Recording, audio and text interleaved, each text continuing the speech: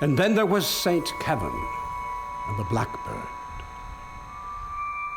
The saint is kneeling, arms stretched out inside his cell.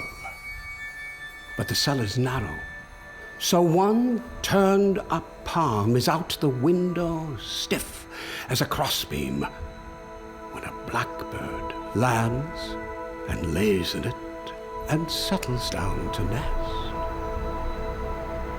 Kevin feels the warm eggs, the small breast, the tucked neat head and claws, and finding himself linked into the network of eternal life, is moved to pity. So I wrote this poem based on one of the folk tales really that grew up around him, a wonder tale about his closeness to the natural world and his pity for all living things. St. Kevin, the story about him is that his arm is out the window and a bird lands in it. And it's quite easy to imagine here in this situation, actually, you know, Kevin praying, hand out the window, little bird lands. Kevin has to keep the bird in his hand, sit here for how long it takes a bird to hatch, I don't know, 3 weeks, holding the bird. It could have happened.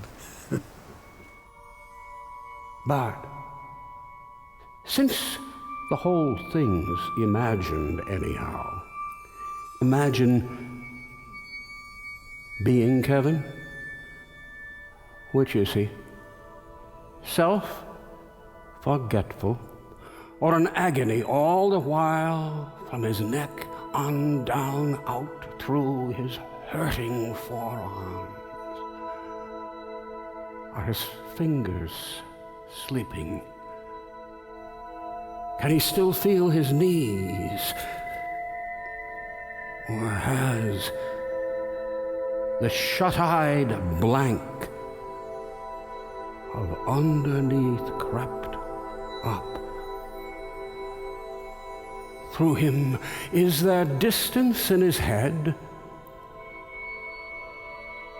Alone and mirrored clear in love's deep river, he prays a prayer his body makes entirely, for he has forgotten forgotten bird, and on the river bank, forgotten the river's name.